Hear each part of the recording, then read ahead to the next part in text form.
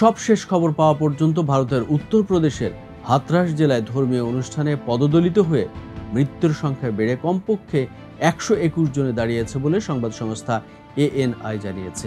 এই ঘটনায় আরও 28 জন আহত হয়েছে। ওই অনুষ্ঠানে উপস্থিত লোকের সংখ্যা অনুমোদিত সংখ্যার চেয়ে 3 গুণ বেশি ছিল বলে পুলিশ জানিয়েছে। 2 জুলাই অনুষ্ঠানে পুলিশ 80,000 মানুষের উপস্থিতির অনুমোদন দিয়েছিল। তবে রয়টার্সের যাচাই করা পুলিশের প্রতিবেদনে বলা হয়েছে অনুষ্ঠানে 2,50,000 লোক উপস্থিত হয়েছিল। উত্তরপ্রদেশ রাজ্যের মুখ্য সচিব মনোজ কুমার সিং সাংবাদিকদের বলেছেন, নিহতদের মধ্যে 108 জন নারী এবং 7টি শিশু রয়েছে।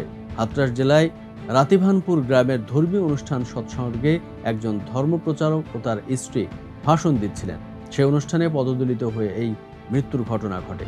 ধর্মপ্রচারক সাকার বিশ্ব হরিভোলে বাবার ব্যানারে 2 দশকেরও বেশি সময় ধরে এই ধরনের অনুষ্ঠান করে আসছেন। তবে সেই সাকার বিশ্ব হরিভোলে বাবাকে ঘটনার পর থেকে খুঁজছে পুলিশ। তার বিরুদ্ধে অভিযোগ দায়ের করা হয়েছে ইতিমধ্যেই। পুলিশের অনুমান, ফুলরাই গ্রাম অর্থাৎ যেখানে ওই পদবিষ্ট হওয়ার ঘটনা ঘটেছে সেখান থেকে অন্তত 100 কিলোমিটার দূরে মাইনপুরীর আশ্রমে রয়েছেন ভোলে বাবা। এদিকে বড় ধরনের বন্যার মুখে পড়েছে ভারতের উত্তর পূর্বাঞ্চলীয় রাজ্য আসাম। ব্রহ্মপুত্র সহ কয়েকটি নদীর পানি বিপদসীমার উপর দিয়ে বয়ে যাচ্ছে, ফলে হু হু করে পানি ঢুকছে বেশ কিছু জায়গায়।